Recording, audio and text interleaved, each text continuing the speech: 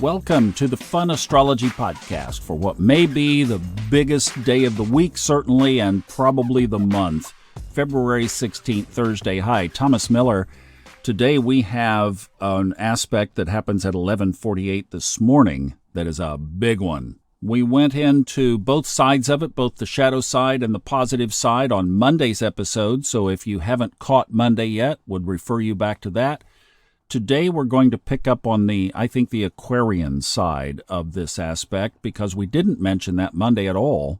And I think it's a huge piece of this, especially because in ancient astrology, before Uranus was discovered, Saturn was the quote-unquote ruler of Aquarius. And I say that quote-unquote because I'll tell you, in astro speak, we say Saturn ruled Aquarius. Well, so many words are changing these days, and as I've experienced astrology, it's almost more like a better terminology to say Saturn influences or Saturn oversees.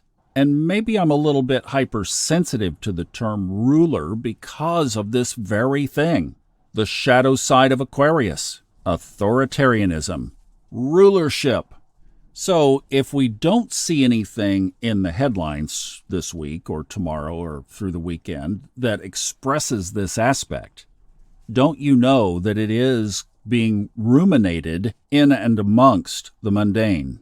And of course, this has been building for a long time. Really, this has more to do with Pluto getting ready to move into Aquarius than it does the Sun aspecting Saturn at this point. But we have so much of this stodgy old structure Saturn, Aquarian authoritarianism battling it out with the other side of Aquarius, which is, infamously, don't tell me what to do. So let's look at two sides of this. First of all, how would this be showing up in your life and mine? And that would bring us to where we are with Pluto in Capricorn at the 29-degree mark, and that is the difficulty of letting go of old structures. So as Saturn is trying to work with the Sun, work with us, to perhaps move us into some different karma, some different ways of being, there is that fierce Aquarian independence that says, I'm going to resist this. Or that old Capricorn structure that says, no, I'm more comfortable where we were. Leave it alone. So as you are working toward the positive side of this aspect, just keep in mind that a piece of it is going to be that resistance to yourself. It's like saying, no, I don't want to change. Don't make me. That's Aquarius. Now, how could it show up in the collective? Well, there are so many ways, and we could even bring the United States chart into this, but we won't. But I have to say this. Whenever there is an organization in the world who the top primary political and corporate leaders are a part of, that comes out with statements saying that human beings are no longer sovereign beings, and who's the equivalent of chief strategist says that human beings are to give up their sovereignty and be programmed, that are coming out with a digital identification device that is going to be controllable by central banks.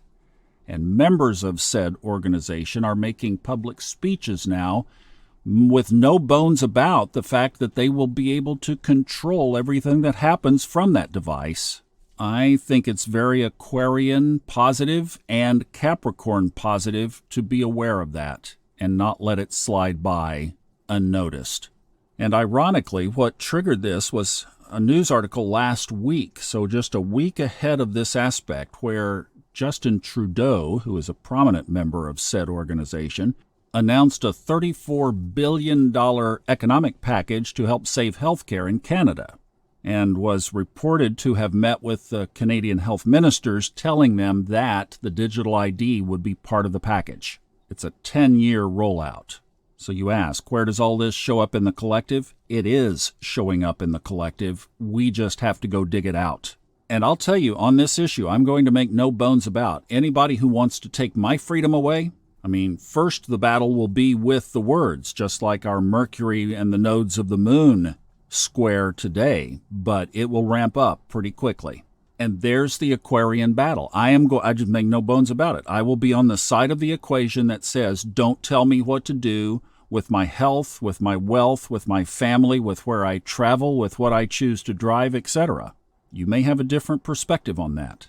And I'm not playing any political sides. I'm talking about an organization that exists over on the other side of the world. What I am playing are the two sides of Pluto moving into Aquarius as patterned by this aspect today.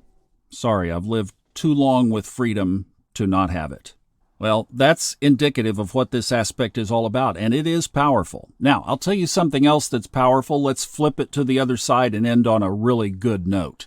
If you go out at least in the northern hemisphere, and you look at the evening sky toward sunset, you will see our two most benefic planets rising in the sky, Jupiter and Venus, together in the evening sky. I remember watching this from North Carolina last year, I guess in 2021.